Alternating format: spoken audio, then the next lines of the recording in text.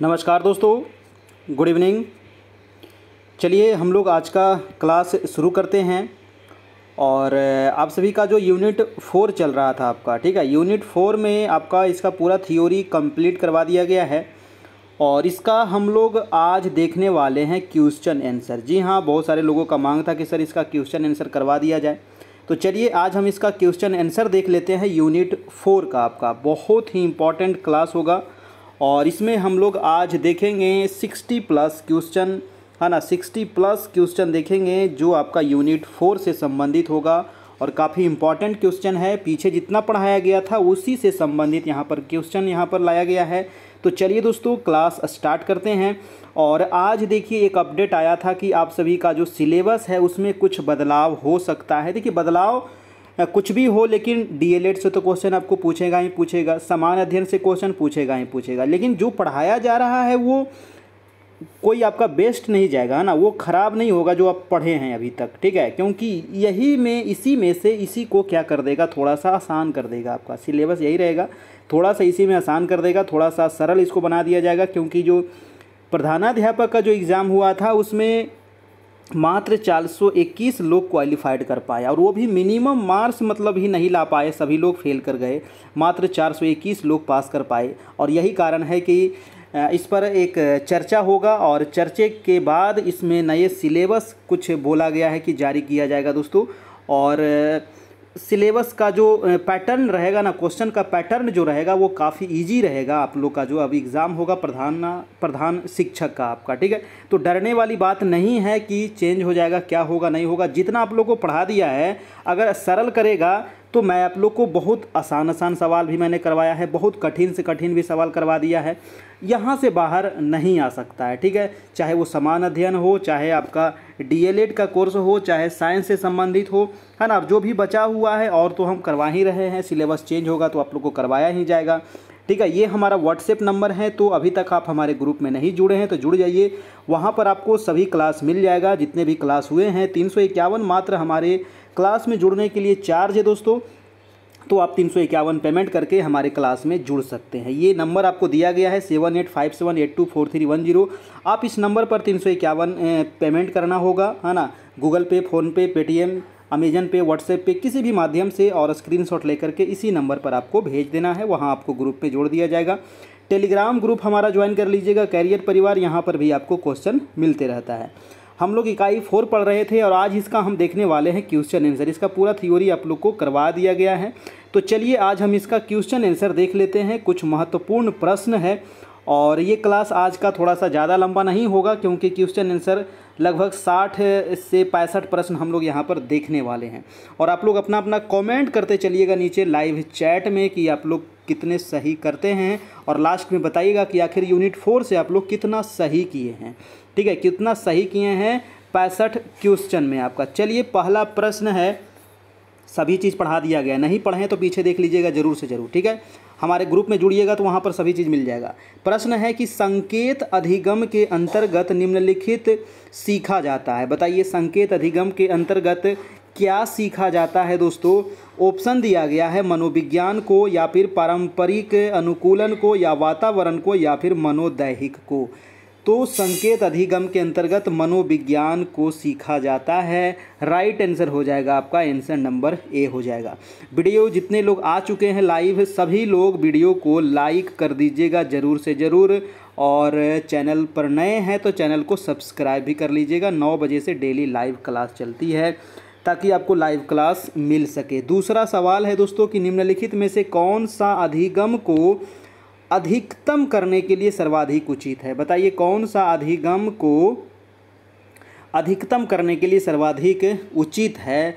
तो चारों ऑप्शन यहाँ पर पढ़िएगा। देखिए एग्ज़ाम हॉल में ना एक ऑप्शन पढ़ के जवाब कभी मत दीजिएगा, हमेशा चारों ऑप्शन पढ़िए उसके बाद ही जवाब दीजिए, है ना। नहीं आ रहा है तो छोड़ दीजिए, क्योंकि निगेटिव मार्किंग भी है ना। ज़्यादा दिमाग पे जोर मत दीजिएगा, नहीं आ रहा है छोड़ दीजिए, आगे बढ़िए। पहला ऑप्शन कह रहा है कि शिक्षार्थियों में वैयक्तिक भिन्नता को सहज बनाने के लिए समान शिक्षार्थियों के जोड़ बनाए जा सकते हैं। दूसरा ऑप्शन है कि अधिकतम परिणाम लाने के लिए शिक्षक केवल एक अधिगम शैली पर ध्यान केंद्रित करते हैं। तो देखिए यहाँ पर क्या कर रहा है, कह रहा है क्वेश्चन में कि अधिगम को अधिकतम करना है, तो सिर्फ एक शैली पे हम जोर देंगे, तो ये तो आपका गलत हो गया।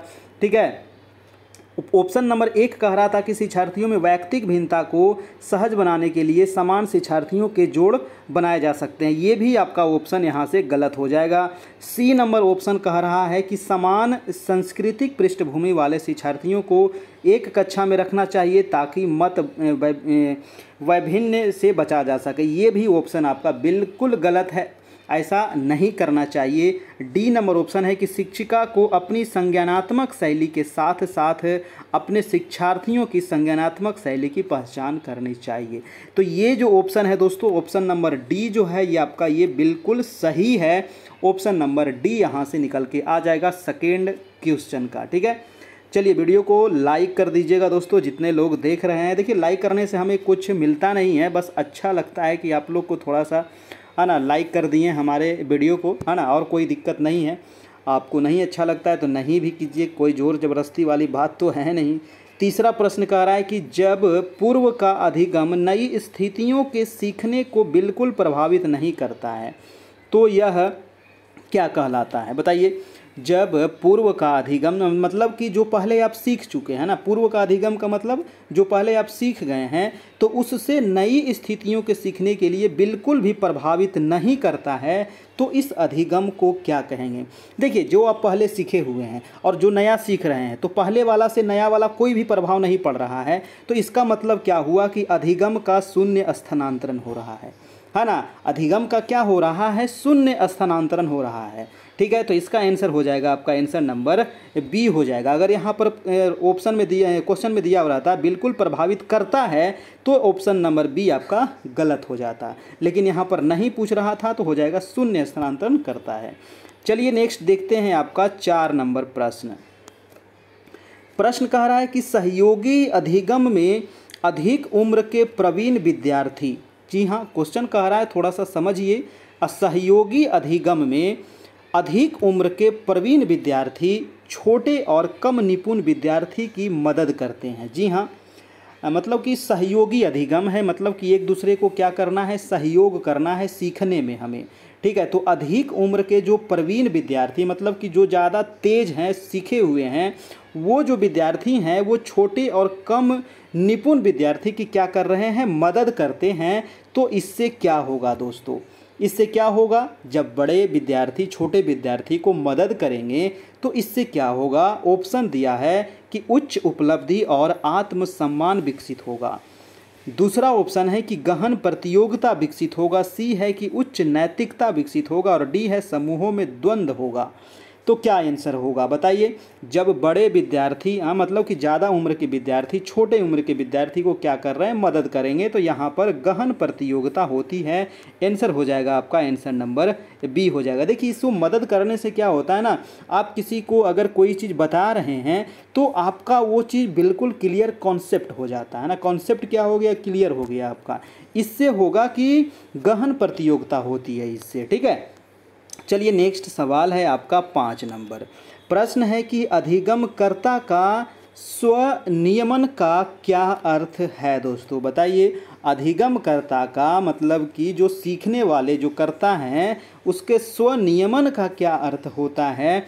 ऑप्शन दिया गया है कि अपने सीखने का स्वयं अनुवीक्षण करने की योग्यता। बी नंबर ऑप्शन है कि विद्यार्थी निकाय द्वारा बनाए गए नियम एवं विनिमय। और सी नंबर ऑप्शन है कि विद्यार्थियों के व्यवहार के लिए विनियमों का निर्माण करना। और डी है कि स्वयं अनुशासन और नियंत्रण।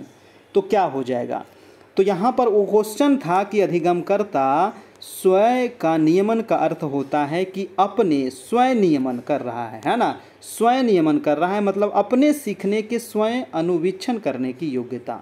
ठीक है, तो आंसर हो जाएगा आपका आंसर नंबर ए हो जाएगा। ठीक है, चलिए तो यहाँ पर स्वयं से निकल गया स्वयं निर्माण, है ना, स्व से स्वयं निर्माण हो गया आपका। नेक्स्ट प्रश्न है आपका 6 नंबर। प्रश्न कह रहा है कि प्रत्येक अधिगमकर्ता अद्वितीय होता है, मतलब कि प्रत्येक जितने भी अधिगम करता है वो क्या है, अद्वितीय है। इसका अर्थ क्या होता है? इसका अर्थ है कि कोई भी दो अधिगमकर्ता उनकी योग्यताओं, रुचियों और कौशलों में समान नहीं है। इसका मतलब कि वो क्या हैं, वो सभी से अद्वितीय हैं, मतलब सभी से अलग हैं, है ना। चाहे वो सभी चीज़ों में क्या है, अलग है। आंसर हो जाएगा आपका आंसर नंबर ए, बिल्कुल निकल के आ गया, क्योंकि अद्वितीय कह रहा है मतलब कि वो सभी से क्या है दोस्तों, भिन्न है ना। प्रत्येक जो अधिगम करता है, आप हैं, हम हैं, आपके मित्र हैं, सभी क्या है, एक दूसरे से भिन्न है कि नहीं। चाहे वो रुचि में हो, चाहे योग्यता में हो, चाहे कौशल में हो, ठीक है। तो चलिए आंसर हो जाएगा ए नंबर। नेक्स्ट प्रश्न है 7 नंबर, कह रहा है निम्न में से कौन शिक्षण अधिगम का स्तर नहीं है? बताइए, शिक्षण अधिगम का स्तर नहीं पूछ रही है, हाँ ना। तो नहीं वाला क्वेश्चन थोड़ा सा आप ध्यान दीजिएगा। देखिए, जब भी क्वेश्चन में नहीं पूछे ना, तो उसको अंडरलाइन कर दीजिए या फिर उसको गोल घेरा कर दीजिए, ताकि आपका दिमाग वहाँ पर मतलब कि कंसंट्रेट रहे कि ये नहीं पूछ रहा है ना। क्योंकि ऑप्शन पढ़ने के चक्कर में नहीं को हम भूल जाते हैं कभी कभी, तो इसीलिए ध्यान दीजिएगा। तो क्वेश्चन था कि निम्न में से कौन शिक्षण अधिगम का स्तर नहीं है? ऑप्शन है विभेदीकरण स्तर, बी नंबर ऑप्शन है स्मृति स्तर, सी है चिंतनशील स्तर और डी है समझ स्तर। क्या होगा बताइए सभी लोग, बताइए जल्दी से इसका आंसर क्या होगा। तो आंसर हो जाएगा दोस्तों आंसर नंबर ए। नहीं पूछ रहा था तो विभेदीकरण जो स्तर है ये कोई शिक्षण अधिगम स्तर नहीं है, ठीक है। तो इसीलिए आंसर हो जाएगा ए नंबर। अगला प्रश्न है आपका 8 नंबर, कह रहा है कि प्रतिभाशाली बच्चों का IQ क्या होता है? बताइए, प्रतिभाशाली जो बच्चे होते हैं उनका IQ, ये सारा चीज़ आपको थ्योरी में बताया गया था, पढ़ाया गया था, है ना। तो इसका जो हो जाएगा 140 से ऊपर, है ना। जो प्रतिभाशाली बच्चे होते हैं उनका IQ कितना होता है ना। बुद्धि लब्धि, IQ मतलब बुद्धि लब्धि उनका जो होता है 140 या 140 से ऊपर होता है। अगर देखिए ऑप्शन में यहाँ पर 130 से प्लस भी देता ना, तो वो भी आप ऑप्शन टिक कर सकते थे, ठीक है। चलिए, तो यहाँ पर आंसर हो जाएगा आंसर नंबर डी हो जाएगा। बुद्धि लब्धि का फॉर्मूला क्या होता है? मानसिक आयु बटा वास्तविक आयु गुने 100, याद रखिएगा। अगला प्रश्न है आपका 9 नंबर, कह रहा है कि 20वीं शताब्दी में, जी हाँ, किस शताब्दी में दोस्तों? तो 20वीं शताब्दी में सबसे पहले बुद्धि लब्धि शब्द का प्रयोग, क्वेश्चन पे गौर कीजिएगा, है ना। बुद्धि लब्धि फॉर्मूला नहीं कह रहा है, शब्द कह रहा है। तो बुद्धि लब्धि जो सबसे पहले शब्द का प्रयोग किया था वो बीने महोदय के द्वारा किया गया था, अल्फ्रेड बीने के द्वारा, ठीक है। याद रखिएगा आंसर नंबर ए हो जाएगा, बिल्कुल सही दोस्तों, अल्फ्रेड बीने। अगला चलते हैं प्रश्न, क्वेश्चन है आपका 10 नंबर, का रहा है बुद्धि के त्रिआयाम सिद्धांत। वेरी इंपॉर्टेंट प्रश्न है बुद्धि के। देखिए, ये सब सारा क्वेश्चन आप लोग को करवाया गया था जब हम पीछे 85 टेस्ट जो करवाए थे ना, उसमें सभी क्वेश्चन ये सब आपको मिल जाएगा उसमें, ठीक है। बताइए बुद्धि के त्रिआयाम सिद्धांत के प्रवर्तक कौन है? ऑप्शन है Thorndike, Gardner, Spearman, Guilford. Answer हो जाएगा गिलफोर्ड महोदय, आंसर नंबर हो जाएगा दोस्तों डी नंबर, त्रिआयाम सिद्धांत के प्रवर्तक। चलिए अगला जो सवाल आ गया, जो मैंने अभी आपको बता दिया कि बुद्धि लब्धि यानी कि IQ, है ना, जिसमें MA बराबर क्या होता है, मानसिक आयु यानी कि मेंटल एज, और CA बराबर हो जाएगा वास्तविक आयु यानी कि क्रोनोलॉजिकल एज हो जाएगा आपका। तो इसका फॉर्मूला क्या होता है? बुद्धि लब्धि बराबर क्या होता है, अभी आपको बताए थे ना, मानसिक आयु बटा वास्तविक आयु गुने 100 हो जाएगा, यानी कि आंसर हो जाएगा आपका आंसर नंबर ए हो जाएगा। याद रखिएगा, ये क्वेश्चन हमेशा एग्जाम में पूछा जाता है, और इस पर आपको एक मैथ भी दे देगा। जैसे मानसिक आयु आपको कुछ दे दिया जाएगा, है ना, वास्तविक आयु कुछ दे दिया जाएगा, और पूछ लेगा कि इसका बुद्धि लब्धि कितना होगा। तो आप आराम से फॉर्मूला पर बैठा करके निकाल लीजिएगा। अगला सवाल है दोस्तों 12 नंबर, कह रहा है कि प्रत्येक मानव में बुद्धि अपने उच्च स्तर पर इस अवस्था में होती है। बताइए, है ना, जो मानव है, जो प्रत्येक मानव है उसका जो बुद्धि होगा वो उच्च स्तर दोस्तों किस अवस्था में होता है? तो जैसे ही वो बच्चा मतलब किशोरावस्था पार कर जाता है ना, उस समय जो उसका जो बुद्धि है वो उच्च स्तर पर पहुंच जाता है, यानी कि आंसर हो जाएगा 19 से 20 उम्र में, ठीक है। 19 साल से लेकर के 20 साल तक बच्चे का जो बुद्धि है ना वो सबसे उच्च स्तर पर होता है, ठीक है। अगर बच्चा इस समय सुधर गया तो समझिए कुछ भी बन सकता है वो, और बिगड़ गया तो वो कुछ भी बिगड़ सकता है ना, कितनों बिगड़ सकता है। इसीलिए बच्चे को सुधार के रखना है। नेक्स्ट प्रश्न है 13 नंबर, कह रहा है कि किसने पहला बुद्धि परीक्षण विकसित किया था? वेरी वेरी इंपॉर्टेंट प्रश्न है। देखिए जितने सवाल है ना बहुत इंपॉर्टेंट है, यहाँ से क्वेश्चन आपको एग्जाम में ज़रूर पूछेगा। क्वेश्चन है कि किसने पहला बुद्धि परीक्षण विकसित किया था दोस्तों? ऑप्शन है सिरिल बर्ट, अल्फ्रेड बिने और M.A. Merrill, L.M. टर्मन। तो कौन किया था? अल्फ्रेड बिने के द्वारा किया गया था पहला बुद्धि परीक्षण। आपको कमेंट बॉक्स में बताना है, कमेंट बॉक्स में क्या बताना है कि पहला बुद्धि परीक्षण अल्फ्रेड बिने जो किया था ये कब किया था दोस्तों, है ना? ये कब किया था ये भी आपको बताना है। मैंने बता चुका हूँ आप लोग को पीछे क्लास में बहुत बार। अगला प्रश्न है 14 नंबर का, रहा है कि एक बालक जिसकी बुद्धि लब्धि 105 है, बताइए बुद्धि लब्धि कितनी है? 105 है, यानी कि IQ कितना है? 105 है। तो इसका बुद्धि स्तर क्या होगा? यानी कि उच्चतर बुद्धि होगा या सामान्य से ऊपर बुद्धि या सामान्य बुद्धि या अल्प बुद्धि? तो देखिए आपको बताए थे कि बुद्धि लब्धि अगर 90 से लेकर के 109 के बीच में अगर होता है तो ये सामान्य बुद्धि के अंतर्गत आता है। ठीक है, 90 से लेकर के 109 के अंतर्गत, या फिर कहीं कहीं 110 भी मिलेगा। तो इसको किस बुद्धि में आप रखिएगा? ये सामान्य बुद्धि में आ जाएगा, है ना? ये आ जाएगा सामान्य बुद्धि के अंतर्गत, यानी कि आंसर नंबर सी हो जाएगा, है ना? तो आंसर हो जाएगा सी नंबर, याद रखिएगा दोस्तों। अगला प्रश्न है आपका 15 नंबर प्रश्न। 15 नंबर प्रश्न है, बुद्धि लब्धांक के आधार पर विभिन्न समूहों में विद्यार्थियों का वर्गीकरण उनकी स्वयं गरिमा को यहाँ खाली स्थान में आपको भरना है, स्वयं गरिमा को है और उनके शैक्षणिक निष्पादन को है। तो यहाँ पर क्या फिल इन द ब्लैंक्स में आएगा ये आपको बताना है। ठीक है, कह रहा है वो क्वेश्चन को पढ़िए एक बार फिर से। कह रहा है बुद्धि लब्धांक के आधार पर विभिन्न समूहों में विद्यार्थियों का वर्गीकरण उनकी स्वयं गरिमा को क्या करता है दोस्तों? तो घटाता है। ठीक है, स्वयं गरिमा को घटाता है और उनके शैक्षणिक निष्पादन को प्रभावित नहीं करता है। आंसर हो जाएगा आपका आंसर नंबर सी हो जाएगा। ठीक है, बुद्धि लब्धांक के आधार पर। नेक्स्ट चलते हैं R.B. कैटल। बहुत बार बताया गया है R.B. कैटल महोदय के बारे में कि R.B. कैटल की तरल बुद्धि तुल्य है। जी हाँ, तरल बुद्धि तुल्य किसके बराबर है? यानी कि तुल्य है मतलब समान है R.B. कैटल का। देखिए R.B. कैटल कौन सा बुद्धि दिए हैं? तो तरल बुद्धि सिद्धांत दिए हैं R.B. कैटल। ये भी क्वेश्चन पूछ लिया जाता है। और ये किसके तुल्य है ये क्वेश्चन पूछा गया है दोस्तों। तो ये हो जाएगा आपका ऑप्शन है वंशानुगत कारक, पर्यावरणीय कारक, बौद्धिक कारक या सामाजिक कारक। आंसर हो जाएगा आपका आंसर नंबर सी, यानी कि बौद्धिक कारक के तुल्य है। आपका आंसर हो जाएगा सी नंबर। नेक्स्ट चलते हैं, आपका है 17 नंबर प्रश्न। कह रहा है कि स्वयं की भावनाओं तथा संवेगों को नियंत्रित करने से संबंधित बुद्धि को क्या कहा जाता है? ना? स्वयं की भावनाओं को है ना, स्वयं की भावनाओं तथा संवेगों को नियंत्रित करने से संबंधित बुद्धि को क्या कहते हैं दोस्तों? है ना, तो स्वयं की भावना और संवेग यानी कि इमोशन को नियंत्रित करने संबंधित बुद्धि को कहा जाता है, क्या कहा जाता है? ऑप्शन है भाषाई बुद्धि, अंतः वैयक्तिक बुद्धि, स्थानिक बुद्धि या वैयक्तिक बुद्धि।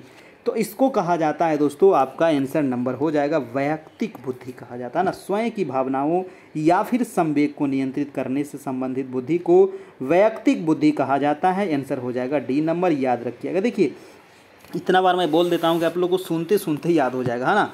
चलिए, और यही तो आप लोग चाहते हैं, है ना। बहुत सारे लोग यही चाहते हैं कि सर क्वेश्चन आंसर ही करवाइए जिससे ज़्यादा याद होता है ना।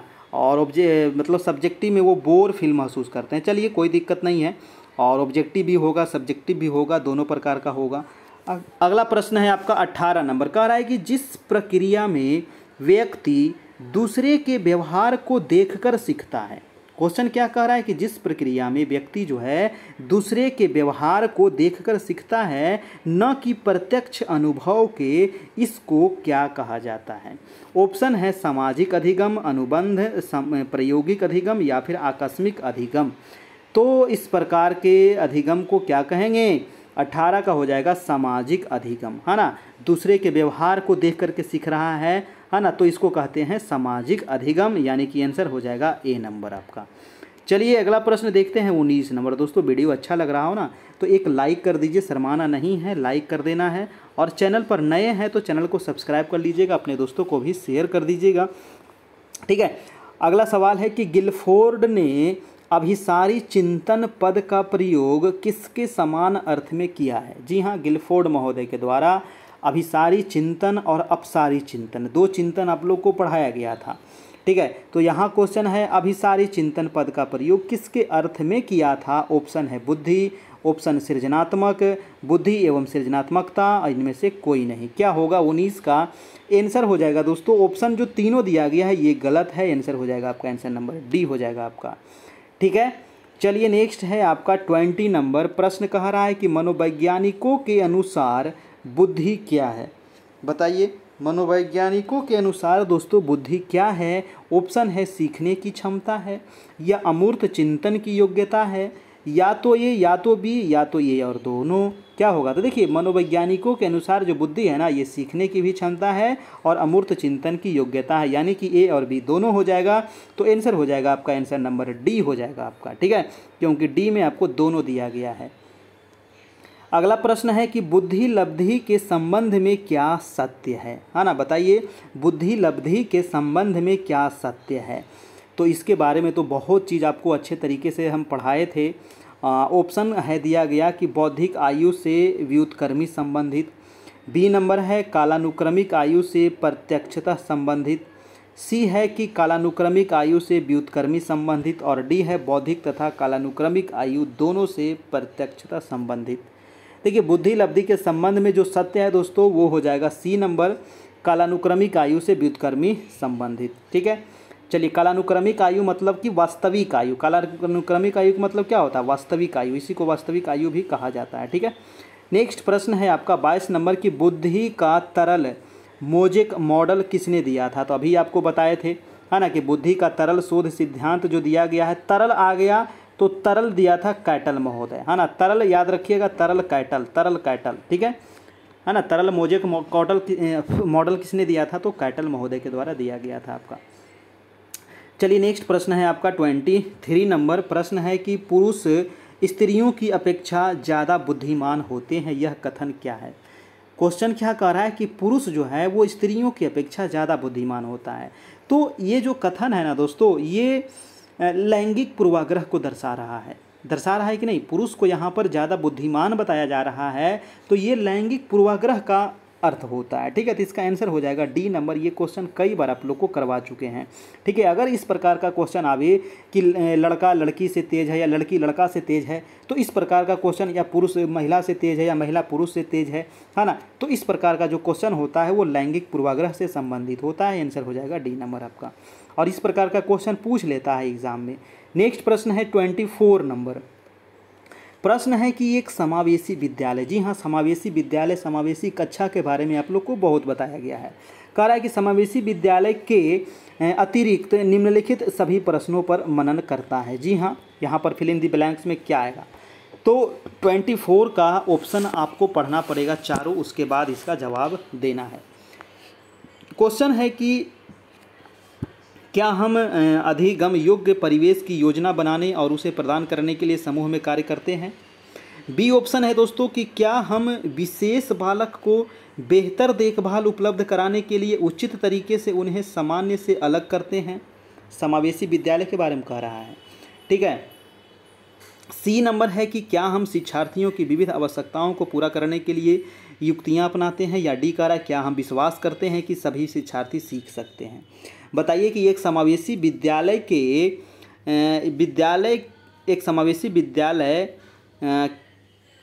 के अतिरिक्त निम्नलिखित सभी प्रश्नों पर मनन करता है। तो देखिए इसका आंसर जो हो जाएगा दोस्तों, आंसर हो जाएगा आंसर नंबर बी हो जाएगा आपका 24 का। आप बी यहाँ पर सही कर लीजिएगा और इसको बना करके आप देखिएगा, है ना। और इसको ये राइट आंसर हो जाएगा आपका यहाँ से बी नंबर आपका। चलते हैं हम अगले प्रश्न पर 25 नंबर।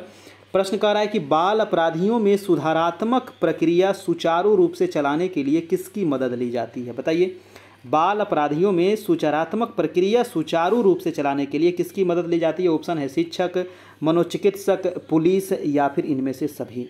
बाल अपराधी के बारे में आप लोग को बताया गया था, तो ये इसका हम सहारा लेंगे, मनोचिकित्सक का सहारा लेंगे हम। ठीक है, चलिए नेक्स्ट प्रश्न है कि समस्यात्मक बालकों में कौन कौन से दोष पाए जाते हैं? जो समस्यात्मक बालक हो उसमें चोरी करने की आदत पाई जाती है, झूठ बोलने की आदत पाई जाती है, तोड़ फोड़ करने की आदत पाई जाती है, यानी कि इनमें से सभी आदत पाई जाती है। इसके अलावा भी बहुत सारे और भी बुरे आदत पाए जाते हैं जो समस्यात्मक बालक होते हैं। तो आंसर हो जाएगा डी नंबर। अगला है कि अपंगता का मुख्य कारण क्या है। अपंगता आना, बहुत सारे बच्चे अपंग हो जाते हैं, तो इसका मुख्य कारण क्या है। ऑप्शन है प्रमस्तिष्कीय हृदयघात या पक्षपात या इनमें से पक्षाघात या इनमें से कोई नहीं। आंसर हो जाएगा प्रमस्तिष्कीय जो है दोस्तों ये अपंगता का मुख्य कारण होता है। आंसर हो जाएगा आपका आंसर नंबर ए हो जाएगा। अगला सवाल चलते हैं आपका 28 नंबर। प्रश्न कह रहा है कि प्रमस्तिष्कीय पक्षाघात का प्रमुख कारण क्या है। जी हाँ, अभी आपको बताए थे कि अपंगता का मुख्य कारण है प्रमस्तिष्कीय, और प्रमस्तिष्कीय जो पक्षाघात है इसका प्रमुख कारण क्या है, तो मस्तिष्क पर चोट लगना इसका प्रमुख कारण है। आंसर हो जाएगा आपका आंसर नंबर डी हो जाएगा। ठीक है, वीडियो को सभी लोग लाइक कर दीजिएगा जितने लोग देख रहे हैं, और चैनल पर नए हैं तो सब्सक्राइब जरूर कर लीजिएगा। अगर इसका PDF चाहिए तो आप हमें कांटेक्ट कर सकते हैं 7857824310। ठीक है, अगर PDF चाहिए तो आप हमें इस नंबर पे कांटेक्ट कीजिए, यह हमारा व्हाट्सएप नंबर है। ठीक है, चलिए अब हम देखते हैं अगला प्रश्न 29 नंबर। कह रहा है कि एक अध्यापक के रूप में आपदा दृष्टिकोण, एक क्वेश्चन था कि एक अध्यापक के रूप में आपदा दृष्टिकोण कक्षा के पिछड़े हुए बालकों के प्रति कैसा होगा, बताइए। ऑप्शन है कि यह जानना कि पिछड़ेपन का कारण क्या है, बी है कि उनकी तरफ ध्यान न देना, और सी है अन्य बालकों की तरह समझना, और डी है अन्य से अलग व्यवहार करना। 29 का क्या होगा।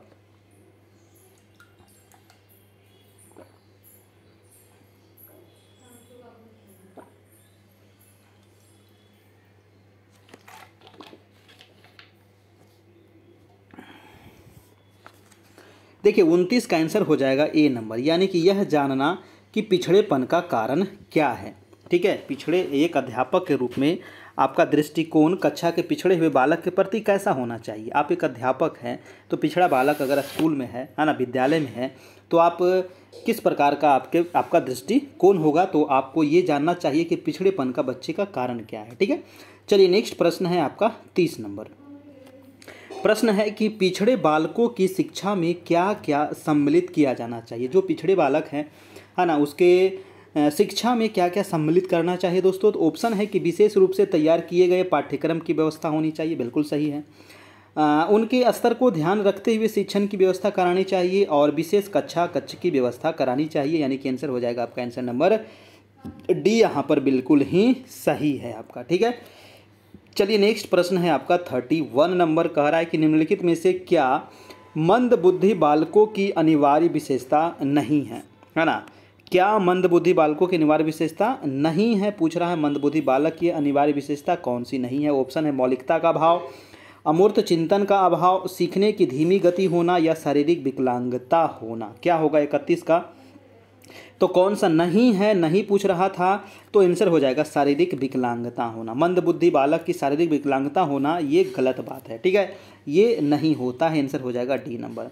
अगला है 32 नंबर। कह रहा है कि विशिष्ट बालक सामान्य बालकों से हो सकते हैं। जो विशिष्ट बालक है वो सामान्य बालकों से कैसे हो सकते हैं दोस्तों। तो ऑप्शन है निम्न स्तर के या उच्च स्तर के, या निम्न या उच्च स्तर के, या निम्न एवं उच्च दोनों स्तर के। क्या होगा, तो यहाँ पर आंसर जो हो जाएगा वो निम्न भी हो जाएगा और उच्च स्तर के। निम्न या उच्च स्तर दोनों के हो सकते हैं, है ना, निम्न या उच्च स्तर के भी हो सकते हैं। तो आंसर हो जाएगा आपका सी नंबर हो जाएगा आपका। देखिए दोनों तो नहीं हो सकता ना, या तो निम्न होगा या फिर आपका उच्च होगा, है ना। तो आंसर हो जाएगा आपका सी नंबर। दोनों तो नहीं हो सकता, ठीक है, या तो निम्न होगा या उच्च होगा। ठीक है, विशिष्ट बालक जो है सामान्य बालक से। चलिए अगला प्रश्न है 32 नंबर। प्रश्न है कि प्रतिभाशाली बालकों हेतु किस प्रकार की शिक्षा व्यवस्था होनी चाहिए। अब है कि जो प्रतिभाशाली बालक है ना, इसके लिए शिक्षा व्यवस्था कैसी होनी चाहिए। तो ऑप्शन दिया गया है कि विशेष स्कूल की व्यवस्था होनी चाहिए, ठीक है, विशेष कक्षा की व्यवस्था होनी चाहिए, तीव्र प्रोन्नति होनी चाहिए, यानी कि इनमें से सभी होनी चाहिए। आंसर हो जाएगा आपका आंसर नंबर डी हो जाएगा। वीडियो अच्छा लग रहा हो तो एक लाइक ज़रूर कर दीजिएगा दोस्तों। अगला प्रश्न है 34 नंबर। प्रश्न है कि प्रतिभाशाली बालकों का बुद्धि लब्धि का स्तर होता है। जो प्रतिभाशाली बालक होते हैं उसका बुद्धि लब्धि आपको पहले ही बताया गया कि 140 के ऊपर होता है। तो आंसर हो जाएगा आपका आंसर नंबर ए हो जाएगा आपका। ठीक है, चलिए अगला प्रश्न क्या कह रहा है, 35 नंबर प्रश्न है कि निम्नलिखित में से क्या प्रतिभाशाली बालकों की शिक्षा में सम्मिलित नहीं है। प्रतिभाशाली बालकों की शिक्षा में क्या सम्मिलित नहीं है दोस्तों। ऑप्शन है कि विशेष स्कूल की व्यवस्था। देखिए क्वेश्चन यहाँ पर नहीं पूछ दिया है, तो यहाँ पर नहीं को आप मिटा दीजिएगा, क्योंकि ये क्वेश्चन रिपीट हो गया है आपका, है ना। क्वेश्चन होना चाहिए कि प्रतिभाशाली बालकों की शिक्षा में क्या सम्मिलित है। विशेष स्कूल की व्यवस्था, विशेष कक्षा की व्यवस्था, तीव्र प्रोन्नति, उपयुक्त सभी हो जाएगा। आंसर यहाँ पर डी हो जाएगा। अभी आपको ऊपर क्वेश्चन ये बताया गया था, यहाँ पर क्वेश्चन में मिस्टेक हो गया, ये क्वेश्चन रिपीट हो गया है आपका, ठीक है। चलिए नेक्स्ट प्रश्न है आपका 36 नंबर। कह रहा है कि एक 13 वर्षीय बालक है। जी हाँ, एक 13 वर्षीय बालक है और बात बात में अपने बड़ों से क्या करता है, झगड़ा करने लगता है और हमेशा स्वयं को सही साबित करने की कोशिश करता है। यह विकास की किस अवस्था में है ना। 13 साल का है, इसका मतलब ये किशोरावस्था में चला गया है। प्रारंभिक बाल्यावस्था बिल्कुल गलत, किशोरावस्था, युवावस्था ये भी गलत और बाल्यावस्था ये भी गलत। तो आंसर हो जाएगा किशोरावस्था, यानी कि 12 से लेकर के 18 वर्ष तक की उम्र जो होता है ये किशोरावस्था की उम्र होती है। तो ये 13 वर्षीय बालक है, तो ये चला जाएगा किशोरावस्था में आपका, ठीक है। चलिए नेक्स्ट प्रश्न है आपका 37 नंबर। प्रश्न है कि बिंग व हंट के अनुसार, जी हाँ, बिंग और हंट के अनुसार कौन सी अवस्था की विशेषताओं को सर्वोत्तम रूप से व्यक्त करने वाला एक शब्द है, परिवर्तन, है ना। परिवर्तन जो है ना, ये किस अवस्था को व्यक्त करता है, बाल्यावस्था, शैशवावस्था, किशोरावस्था या फिर आपका प्रौढ़ावस्था, किसको व्यक्त करता है दोस्तों।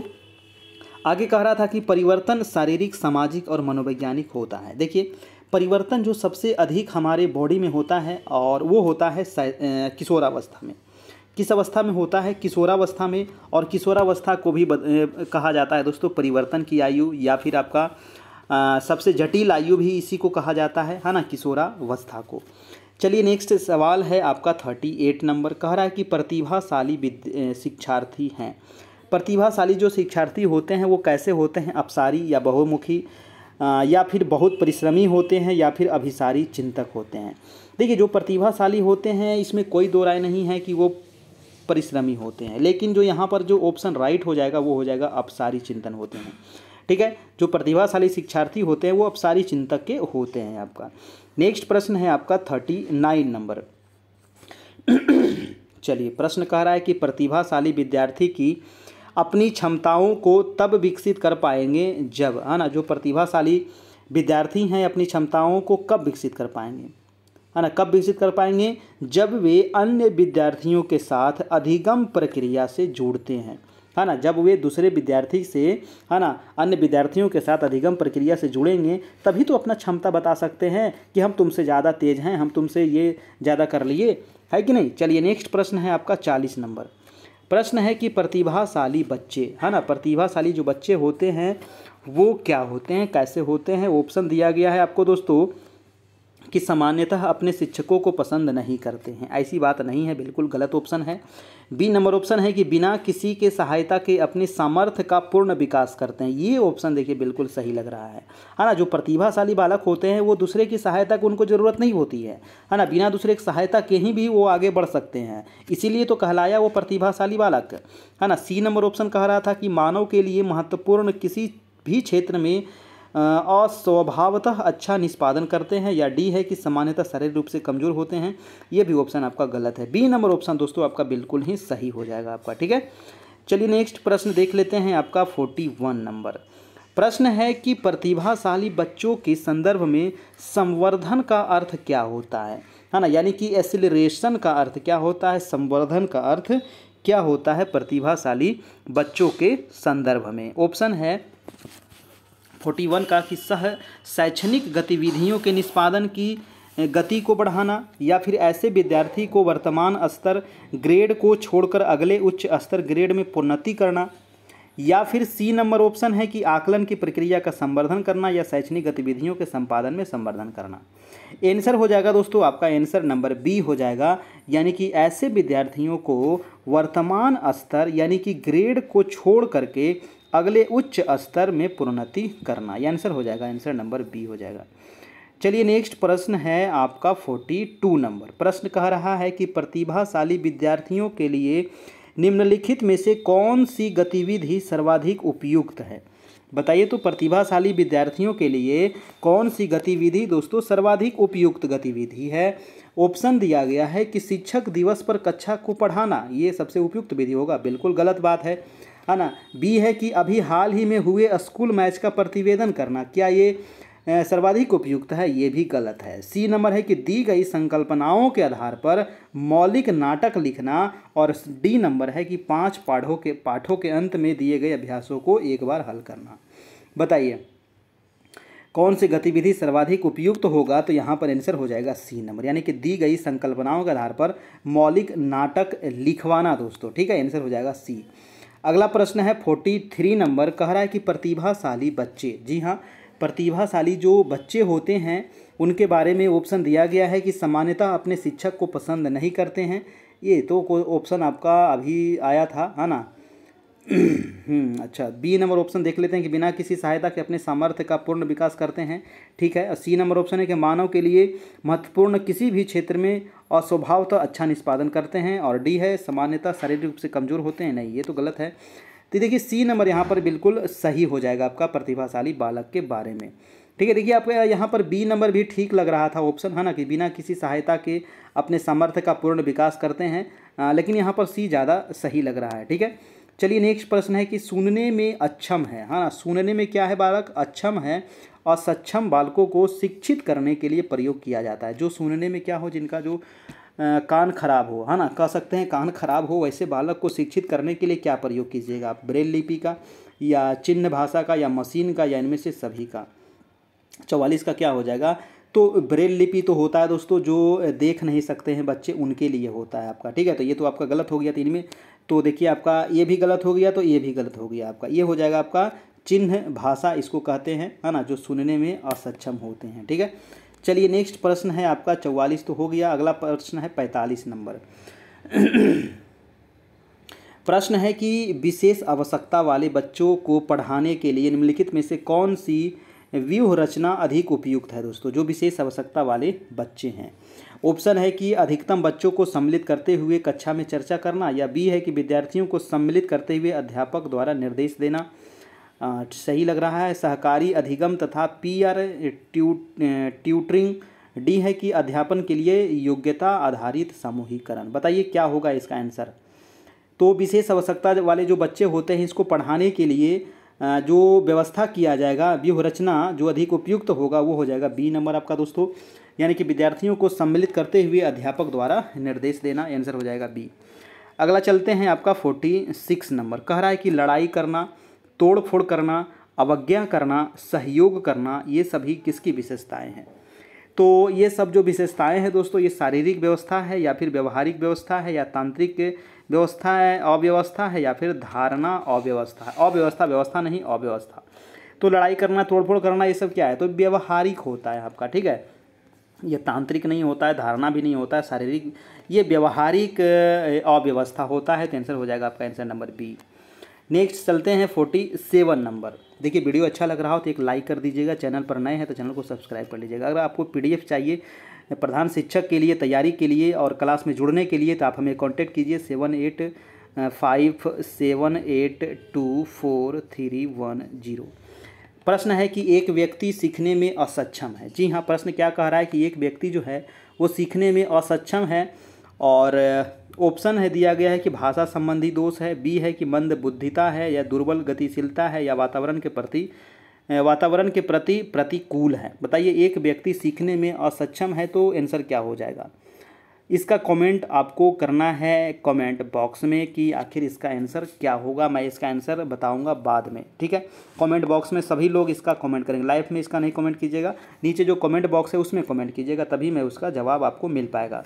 बताइए दोस्तों कि इसका आंसर क्या होगा। ऑप्शन दिया गया था भाषा संबंधी दोष, मंदबुद्धिता, दुर्बल गतिशीलता, या वातावरण के प्रति प्रतिकूल। चलिए मैं इसका जवाब दूंगा कमेंट बॉक्स में। एक क्वेश्चन मैं छोड़ता हूं ताकि आप लोग उसका जवाब दे सके। प्रश्न है कि विशिष्ट बालक शब्द अपने में इन बालकों को शामिल करता है। विशिष्ट बालक बताया गया था ना विशिष्ट बालक के बारे में। विशिष्ट बालक का मतलब ये हुआ कि जो शारीरिक रूप से असक्षम हो या फिर मानसिक रूप से असक्षम हो या फिर प्रतिभाशाली भी हो, है ना। प्रतिभाशाली जो बालक होते हैं ना वो भी विशिष्ट बालक के अंतर्गत आता है। तो इसका आंसर हो जाएगा दोस्तों, आपका आंसर नंबर डी हो जाएगा आपका। ठीक है, चलिए नेक्स्ट प्रश्न है 49 नंबर। प्रश्न है कि सिखाने योग्य मानसिक मंदता, जी हाँ, सिखाने योग्य मानसिक मंदता निम्नलिखित प्रकार की मंदता में से पाई जाती है। बताइए क्या होगा। सिखाने योग्य मानसिक मंदता किस प्रकार की मंदता में पाई जाती है। ऑप्शन है कम, गंभीर, औसत या फिर तीव्र। मानसिक मंदता की बात है तो इसका आंसर हो जाएगा आपका औसत। ठीक है, आंसर नंबर सी हो जाएगा। अगला है कि शैक्षणिक रूप से पिछड़े बालक क्या कहलाते हैं। दोस्तों बताइए तो शैक्षणिक रूप से जो पिछड़े बालक होते हैं वो क्या कहलाते हैं। ऑप्शन है धीमी गति से सीखने वाले, असमर्थ या सीखने में सक्षम या फिर सांवेगिक रूप से अस्वस्थ।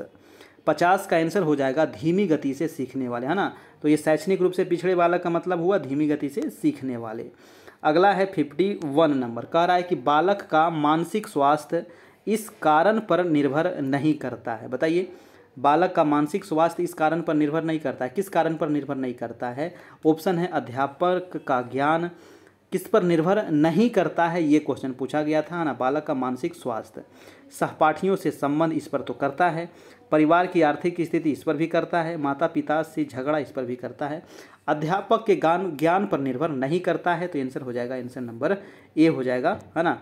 चलिए अगला सवाल है आपका 52 नंबर, कह रहा है कि सुनने में असक्षम बालक, जो सुनने में क्या हो, असक्षम हो मतलब सक्षम नहीं हो, तो वैसे बालकों के लिए कक्ष परिस्थिति में अध्यापक क्या करेंगे, है ना। तो वैसे बालक के कक्ष परिस्थिति में अध्यापक क्या करेंगे दोस्तों। तो ऑप्शन है कि श्यामपट्ट पर लिखते समय बोलेंगे जो सुनने में क्या हो, असक्षम बालक हो। दूसरा है कि उन बच्चों को कहेंगे सामने की सीट पर बैठे। सी है कि दृश्य श्रव्य सामग्री का अधिक प्रयोग करेंगे। देखिए दृश्य प्रयोग करेंगे तब तो वो बच्चा देख भी सकता है क्योंकि वो सुनने में असक्षम है, लेकिन श्रव्य कीजिएगा तो उससे क्या फ़ायदा होगा। तो ये तो ऑप्शन गलत हो गया। श्यामपट्ट पर बड़े बड़े आकार के अक्षर लिखेंगे। और देखिए ये कुछ ठीक लग रहा है, लेकिन आपको यहाँ पर बताना है जो सबसे उचित हो ऑप्शन। देखिए इसका आंसर जो हो जाएगा वो बी नंबर होगा, यानी कि उन बच्चों को कहेंगे कि सामने की सीट पर बैठे, यानी कि जो बच्चे मतलब कि सबसे आगे बैठे और उसको थोड़ा सा सुनाई दे सके। सुनने में असक्षम है ना, पूर्ण असक्षम नहीं है, मतलब कि ये थोड़ा बहुत सुन सकता है, ऐसा बात नहीं, इसलिए उसको नज़दीक बैठाया जाएगा। अगला प्रश्न है कि सीखने में असक्षम बालकों की सामान्य विशेषता क्या है।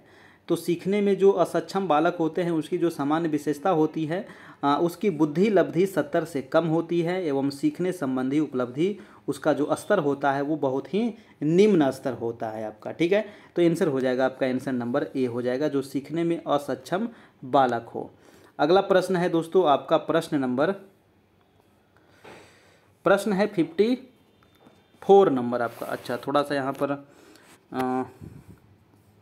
अच्छा से दिख रहा है आप लोग को। 54 प्रश्न कह रहा है कि प्रतिभाशाली बालक, जी हाँ प्रतिभाशाली बालक किसको रखेंगे। तो ऑप्शन कह रहा है कि जल्दी और आसानी से सीखने योग्य, बिल्कुल सही है। क्या सुना या पढ़ा बिना अधिक अभ्यास के याद रखते हैं, ये भी सही है। कारण सोच लेते हैं, ये भी सही है, यानी कि आंसर हो जाएगा डी नंबर उपयुक्त सभी हो जाएगा आपका। अगला सवाल है कि मंद गति से सीखने वाले की शैक्षणिक उपलब्धि उनकी सामान्य क्षमता से कम होती है, इनको जाना जाता है। तो इनको जाना जाता है दोस्तों पिछड़ा बालक, है ना। इसको किसके रूप में जाना जाता है, यानी कि मंद गति से सीखने वालों की शैक्षणिक उपलब्धि जो है उनकी सामान्य क्षमता से कम होती है, तो इसको पिछड़ा बालक के रूप में जाना जाता है। अगला है 56 नंबर। 56 प्रश्न है कि अधिगम से संबंधित किसी विद्यार्थी की समस्याओं का सबसे अच्छा उपचार क्या है। तो अधिगम से संबंधित कह रहा है दोस्तों किसी विद्यार्थी की समस्याओं का सबसे अच्छा उपचार कह रहा है, तो आंसर हो जाएगा निदानात्मक शिक्षण, है ना, निदानात्मक शिक्षण हो जाएगा। नेक्स्ट है 57 नंबर, कह रहा है कि निःशक्त बच्चों के लिए, जी हाँ निःशक्त बच्चों के लिए समेकित शिक्षा की केंद्रीय परियोजित योजना का उद्देश्य क्या है, बताइए। और ये उद्देश्य आपको बताना है। उद्देश्य है विशेष विद्यालयों में निःशक्त बच्चों को शैक्षणिक अवसर उपलब्ध कराना। तो इसका आंसर हो जाएगा दोस्तों आंसर नंबर सी हो जाएगा, विशेष विद्यालयों में। नेक्स्ट चलते हैं 58 नंबर। कह रहा है कि निम्नलिखित में से कौन सा संकेत बच्चों में देखने से संबंधित समस्या की ओर इंगित नहीं करता है। तो देखने से संबंधित पूछ रहा था, देखने से संबंधित समस्या को इंगित नहीं करता है। तो ऑप्शन है आपका विभिन्न दिशाओं में समस्या, नाराजगी जाहिर करना, ठोकर खाना इसका आंसर हो जाएगा। कौन सा नहीं करता है, तो ठोकर खाना नहीं करता है। ठीक है, चलिए नेक्स्ट है 59 नंबर। कह रहा है कि बोलने में असक्षम बालकों की सहायता करनी चाहिए। जो बालक क्या हो, बोलने में असक्षम हो, उसकी सहायता कैसे करनी चाहिए। तो पूर्ण जानकारी हेतु विशेषज्ञ को दिखाना चाहिए। जी हाँ, पूर्ण जानकारी के लिए विशेषज्ञ को दिखाना चाहिए। नेक्स्ट है 60 नंबर प्रश्न। कह रहा है कि मानसिक मंदता का कारण क्या है। जन्म के समय चोट या भ्रूण क्षति, इसको क्या कहा जाता है। देखिए, मानसिक मंदता का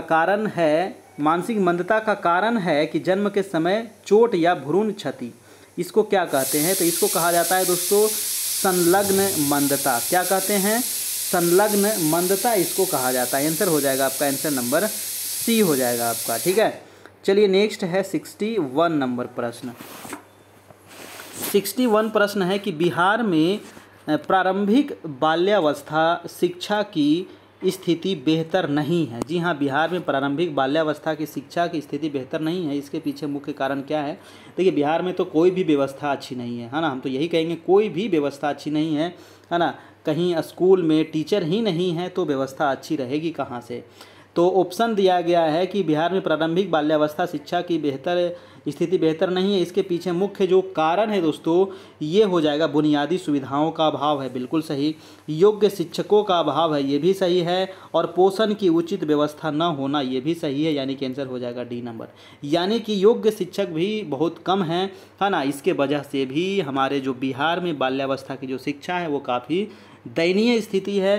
क्योंकि जो टीचर मेरिट में आ गए हैं उनको भी बहाली सरकार नहीं करती है, और कहती है जो नोट मेरिट में है उनको भी बहाली करेंगे। बताइए, सरकार से बड़ा पागल के होगा, है कि नहीं, है ना। सरकार से बड़ा पागल कौन होगा, जो नोट मेरिट में आए हुए को भी कहता है कि ये इसको भी बहाल करेंगे, उसको भी बहाल करेंगे। तो शिक्षा व्यवस्था कहाँ से सुधार होगा, है ना। चलिए, हमें उसमें नहीं पढ़ना है, हमें आगे देखना है कि आगे क्या हो रहा है। चलिए अगला प्रश्न हम देख लेते हैं कि बिहार में शिक्षकों की कमी से क्या प्रभाव पड़ रहा है। तो बिहार में शिक्षकों की कमी से प्रभाव क्या पड़ रहा है दोस्तों। तो ऑप्शन दिया गया है आपका कि गुणवत्तापूर्ण शिक्षा का अभाव है, बिल्कुल सही है। शिक्षा के अभाव से छात्र नौकरी आदि के लिए अन्य द्वितीय सहारे ले रहे हैं, बिल्कुल सही है। तो आंसर हो जाएगा ए और बी, यहाँ पर दोनों हो जाएगा आपका। अगला प्रश्न है कि ECCE के अंतर्गत, जी हाँ ये भी आपको बताया गया है, ECCE के अंतर्गत बच्चों के किस प्रकार के विकास संबंधित हैं, बताइए। तो ECCE के अंतर्गत बच्चों के किस प्रकार का विकास, तो मानसिक विकास, सर्वांगीण विकास और शिक्षण को रुचिकर करना, ये भी विकास इसमें शामिल है। यानी कि इनमें से सभी हो जाएगा डी नंबर। और आज का दोस्तों लास्ट प्रश्न है कि ECCE के दीर्घकालीन उद्देश्य नहीं है, बताइए। ECCE के दीर्घकालीन उद्देश्य कौन सा नहीं है। दीर्घकालीन पूछ रहा है, अल्पकालीन और दीर्घकालीन दोनों बताया गया था आपको, ठीक है, जब हम पढ़ा रहे थे। तो दीर्घकालीन उद्देश्य नहीं है। तो ऑप्शन है कि बच्चों को समग्र विकास को बढ़ावा देना, ये तो दीर्घकालीन उद्देश्य है आपका। और बी नंबर ऑप्शन कह रहा है कि बच्चों को औपचारिक स्कूल के लिए तैयार करना, ये भी दीर्घकालिक उद्देश्य है।